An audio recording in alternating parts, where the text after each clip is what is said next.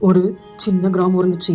அந்த ஊர் பக்கத்துல ஒரு சுடுகாடும், அந்த சுடுகாடு பக்கத்துலயே ஒரு பழைய புளிய மரம் இருந்துச்சு. அந்த மரம் பத்தி ஊர் மக்கள் எல்லாம் பயத்தோட பேசுவாங்க. இருட்டினதுக்கு அப்புறம் அந்த மரத்து பக்கத்துல போக கூடாது, அங்க கொலுசு சத்தம் கேக்குமா, ஆடு மாடு கூட அந்த வழியா போகாம திரும்பி போகும்னு சொல்லுவாங்க. ஒரு நாள் ஒரு ஆளு அந்த மரத்துல ஒரு பேய் தொங்கிட்டு இருக்கதை பார்த்திருக்கான். அங்கே பயத்துல மயங்கியும் போயிருக்கான்.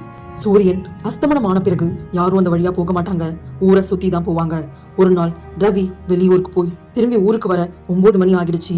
ரொம்பவே இருட்டிடுச்சு. அவன் வீட்டுக்கு சீக்கிரம் சேரணும்னு சுடுகாடு பக்கத்துல இருக்க வழிய தேர்ந்தெடுத்தான். ஒன்னும் ஆகாதுன்னு மனசுல சொல்லிக்கிட்டு பயத்தோடு நடக்க ஆரம்பிச்சான். அவன் அந்த சுடுகாட்டையும் அந்த புளிய மரத்தையும் கடக்க போற நேரத்துல கொலுசு சத்தம் கேக்குது, ஜல் ஜல் ஜல்லுன்னு. அவன் உடல் முழுவதும் குளிர்ந்து போச்சு. சுடுகாடு உள்ள ஒரு வெள்ளை சாரி போட்ட உருவம் நிக்குது. நேரா அவனை பார்த்துக்கிட்டே அவ பக்கத்துல வருது. ரவி பயந்து ஓட ஆரம்பிக்கிறான். ரவி கண்ணு மூடிட்டு திரும்பி பார்த்தான். இப்போ அந்த உருவம் புளிய மரத்துக்கு மேல அவனை பார்த்து நின்றுட்டு இருக்கு. ரவி கத்த ஆரம்பிச்சான். அம்மான்னு சொல்லிட்டு அந்த இடத்த விட்டு ஓட ஆரம்பிக்கிறான். அவன் வீட்டுக்கு ஓடி வந்தான் வேகமா. அவன் பாக்குறதுக்கு ரொம்பவே பயந்து போயிருந்தான். உடல் முழுவதும் நடுங்க ஆரம்பிச்சுது. அவன் அப்பா அம்மா என்னடா ஆச்சுன்னு கேட்டாலும் அவன் பேச முடியல.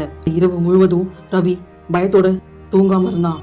மறுநாள் அவனுடைய அப்பா அம்மா அவனை பக்கத்துல இருக்கிற சர்ச்சு கூட்டிட்டு போறாங்க. அங்க பிரேயர் எல்லாம் முடியுது. கொஞ்ச நேரம் கழிச்சு ரவி முகத்துல கொஞ்சம் அமைதி தெரிஞ்சது. அவன் நார்மல் ஆகுறான். ஆனா இன்னொரு ராத்திரி நேரத்துல அந்த இரவு ஞாபகம் வருது. அந்த கொலுசு சத்தமும் அந்த மாதிரி மேல நிக்கிற அந்த பேயும். இந்த நாள் வரைக்கும் ரவி அந்த வழியா போகவே மாட்டான். இந்த வீடியோ பிடிச்சிருந்தா மறக்காம லைக் பண்ணுங்க, கமெண்ட் பண்ணுங்க, ஷேர் பண்ணுங்க. இது போன்ற மேலும் வீடியோக்கள் பார்க்கணும்னா இந்த சேனல் சப்ஸ்கிரைப் பண்ணிக்கோங்க. இந்த வீடியோ பார்த்ததுக்கு நன்றி.